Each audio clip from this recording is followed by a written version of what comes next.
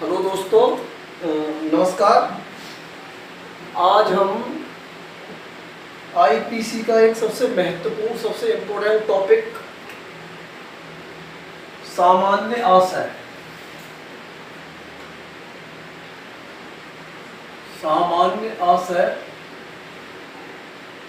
जिसको कि सेक्शन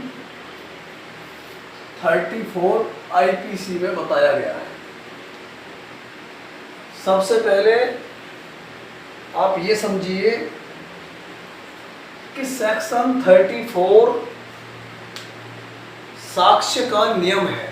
इसको साक्ष्य का नियम कहा जाता है क्योंकि यह धारा न तो किसी अपराध का सृजन करती है और न ही किसी दंड का प्रावधान करती है। यह धारा केवल और केवल व्यक्ति के दायित्व का निर्धारण करती है, व्यक्ति के क्रिमिनल लायबिलिटीज का निर्धारण करती है। इसीलिए आपने देखा होगा कि सेक्शन 34 धारा 34 की कभी भी एफआईआर नहीं होती है। तो सेक्शन 34 के अनुसार हम अब देखते हैं धारा 34 के अनुसार अब इस धारा को थोड़ा हम डिफाइन करने की कोशिश करते हैं। जब कोई आपराधिक कार्य, जब कोई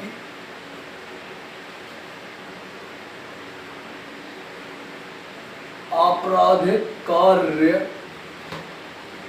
कई व्यक्तियों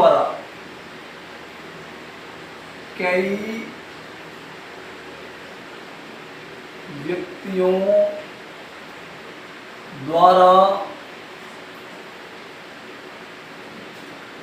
सबके अपने सामान्य आशय को, जब कोई आपराधिक कार्य कई व्यक्तियों द्वारा अपने सबके सामान्य आशय को अग्रसर करने में किया जाता है,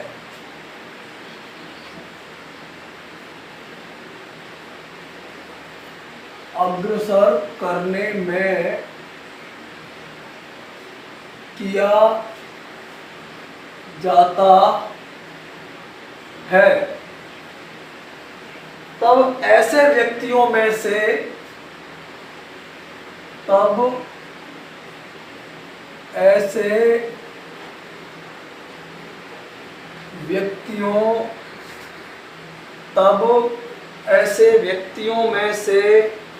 हर व्यक्ति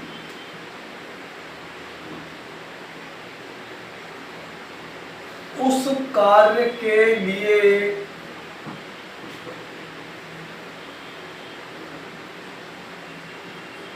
दायी होगा,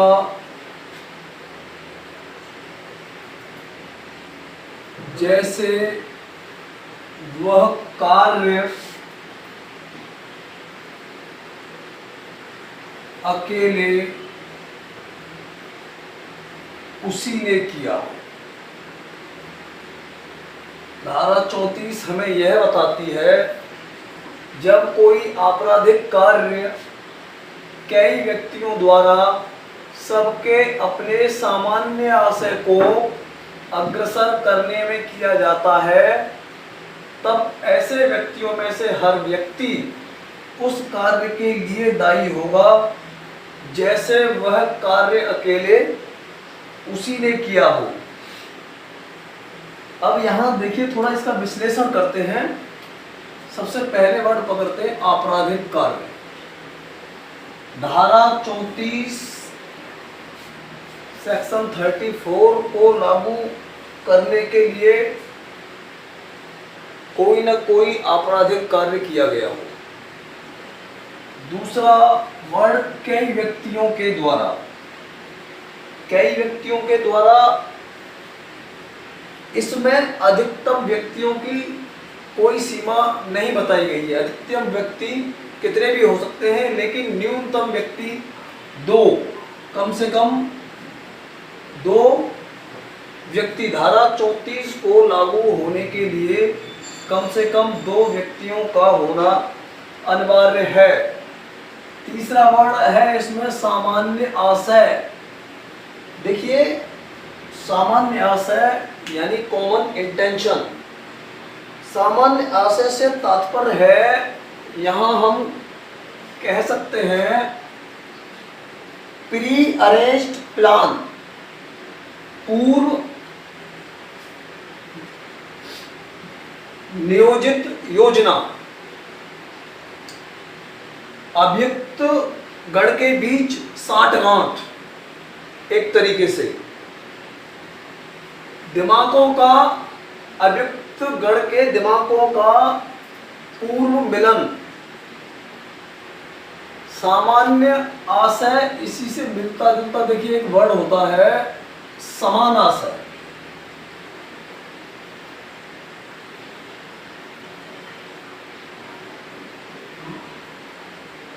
देखिए 1945 से पहले तक इन दोनों को एक ही माना जाता था। सामान्य आशय, कॉमन इंटेंशन और सिमिलर इंटेंशन। 1945 से पहले दोनों को एक ही माना जाता था। 1945 में एक केस आया महबूब शाह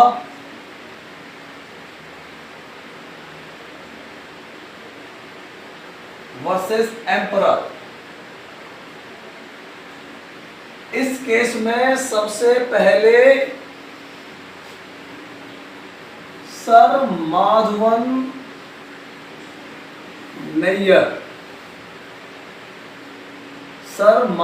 नैयर ने सबसे पहले बताया सामान्य इंटेंशन,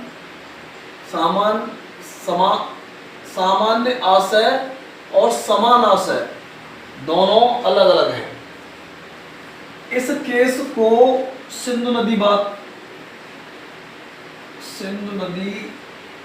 वाद के नाम से भी जाना जाता है। इसी केस में सबसे पहले कॉमन इंटेंशन और सिमिलर इंटेंशन यानी सामान्य आशय और समान आशय के बीच में सर माधवन नैयर ने अंतर स्पष्ट किया था। अब देखिए तीसरा वर्ड है सामान्य आशय को अग्रसर करने। ये वर्ड सामान्य आशय को अग्रसर। देखिए सामान्य आशय तब तक कोई अपराध नहीं हो सकता जब तक उसके अग्रसर में कोई कार्य न किया गया हो। सामान्य आशय तब तक कोई अपराध नहीं हो सकता जब तक सामान्य आशय को कार्यान्वित करने के लिए कोई न कोई कार्य न किया गया हो। यहाँ हम एक एग्जाम्पल से थोड़ा समझते हैं।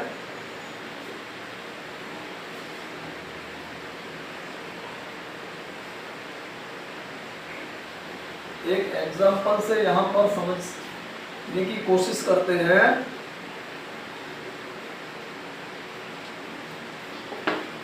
कि ए, बी, सी और डी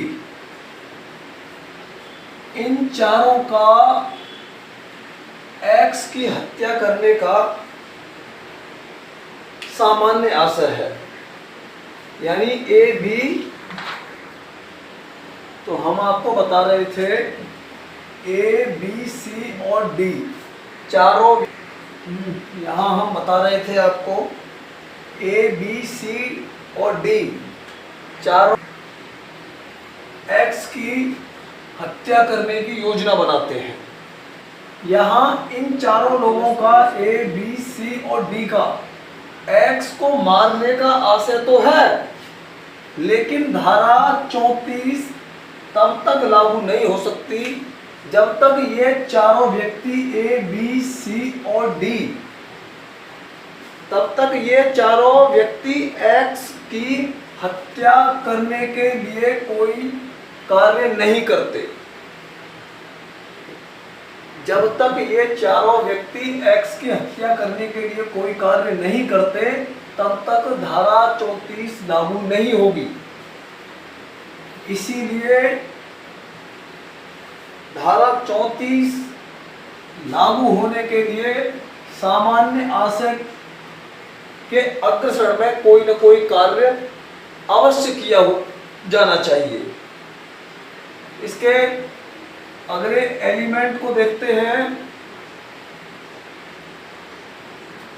इसके एलिमेंट को देखते हैं।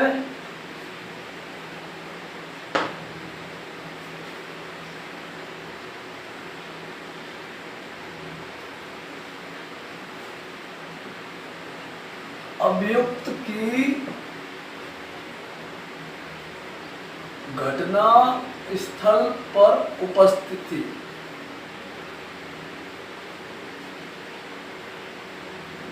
देखिए सेक्शन 34 धारा 34 वही लागू होती है जहां अभियुक्त घटना स्थल पर उपस्थित रहा हो, किंतु इसका अर्थ यह बिल्कुल नहीं है कि अभियुक्त घटना स्थल पर खड़ा रहा हो। आप समझने की कोशिश करिए, बल्कि इसका अभिप्राय यह है कि अभियुक्त अपराध करने वाले व्यक्तियों के निरंतर संपर्क में रहा हो, उसके साथ उसका बराबर का संपर्क बना रहा हो।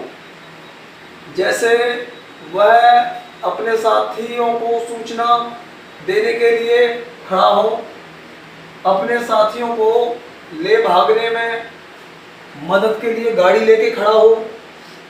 इसीलिए अभियुक्त की घटना स्थल पर सशरीर उपस्थिति धारा 34 के लागू होने के लिए अनिवार्य है। देखिए इसके संबंध में एक बहुत ही मोस्ट इंपोर्टेंट केस लॉ है, बारेंद्र कुमार घोष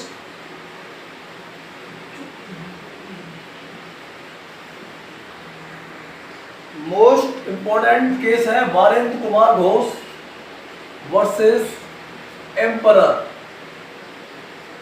ये प्रिवी काउंसिल का केस है, पीसी प्रिवी काउंसिल का, और इन्हें इस केस को डिसाइड किया था लॉर्ड समनर। एग्जाम में नाम पूछा जाता है इनका कि Barendra Kumar Ghosh versus emperor case को किसने डिसाइड किया था। इनको डिसाइड किया था लॉर्ड समनर ने।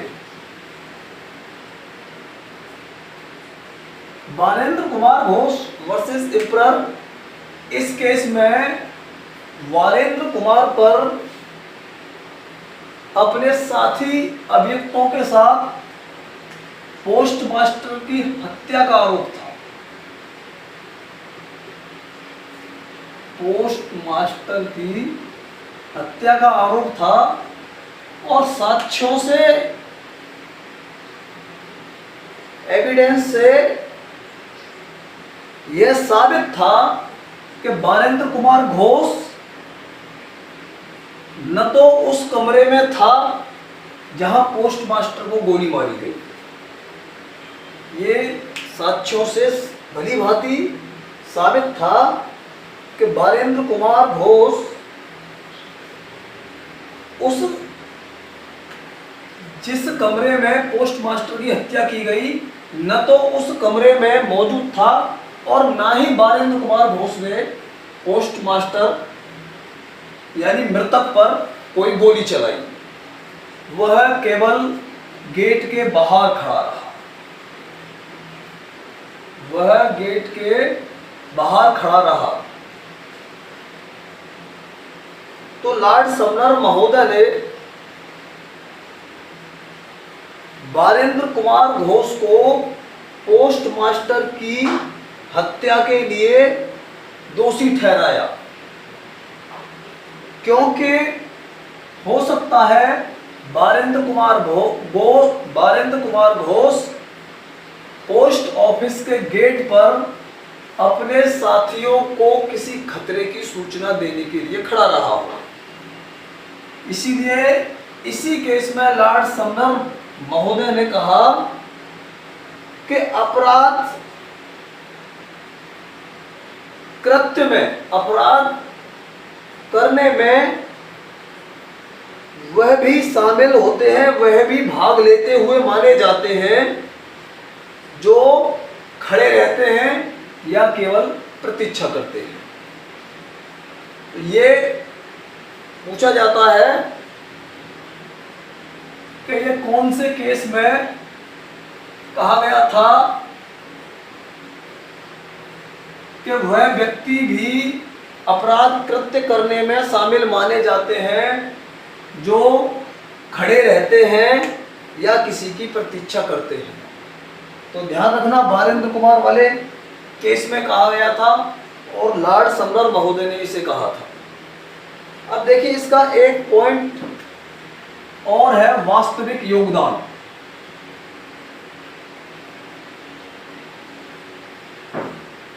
वास्तविक योगदान देखिए,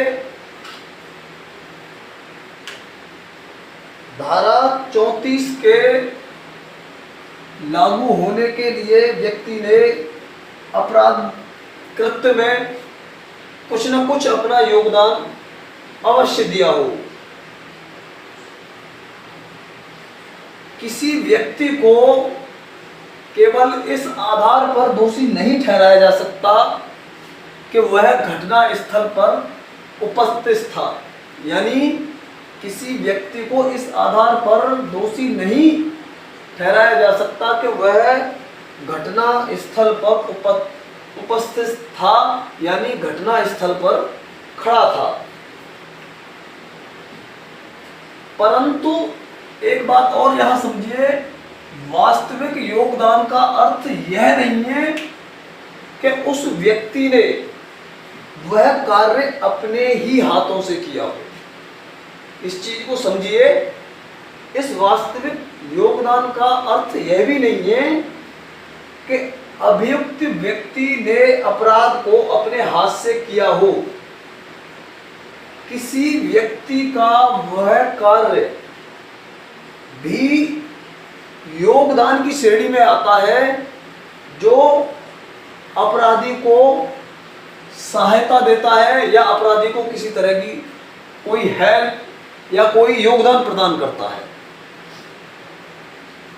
तो देखिए, ये सेक्शन 34 के आवश्यक तत्व थे जो हमने अब देखिए इसके संबंध में दो बहुत ही मोस्ट इंपोर्टेंट केस हो रहे हैं। नंबर 1, पांडुरंग एवं अन्य वर्सेस हैदराबाद राज्य। देखिए, और दूसरा केस ऋषिदेव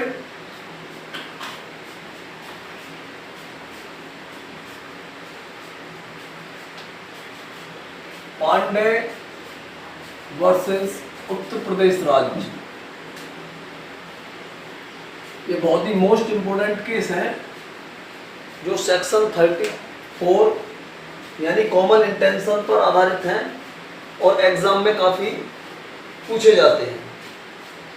अब यहां पर एक प्रॉब्लम देखते हैं, प्रॉब्लम को सॉल्व करते हैं। देखिए, एक प्रॉब्लम को सॉल्व करते हैं। ए, बी, सी और डी 4 लोग एक्स को पीटने की योजना बनाते हैं। चारों लोग एक्स को पीटने की योजना बनाते हैं और चारों व्यक्ति इस एक्स को जब पीट रहे होते हैं तब इस एक्स की पुत्री वाई, इसकी बेटी वाई बीच में हस्तक्षेप करती है, बीच बचाव करती है।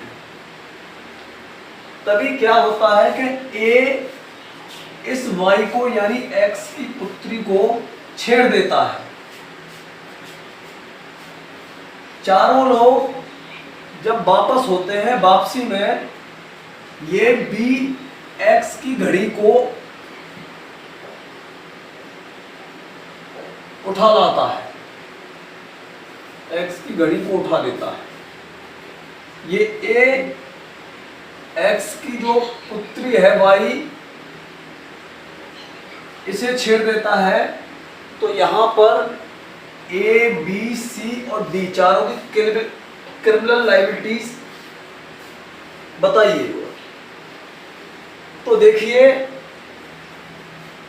यहां पर ए बी सी और डी चारों व्यक्ति एक्स को पीटने की योजना बनाते हैं, यानी चारों व्यक्तियों का कॉमन इंटेंशन एक्स को पीटने का है।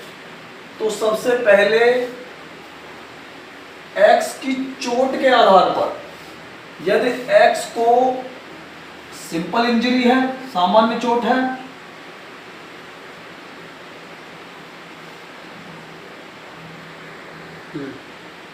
सामान्य चोट है तो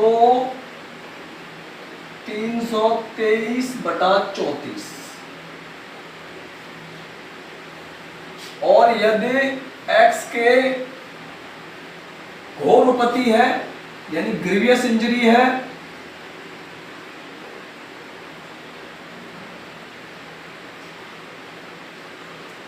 तो 325/34। अब चारों लोग एक्स के घर में प्रवेश करते हैं तो चारों व्यक्ति आईपीसी की धारा 448/34 यानी गृह अत्याचार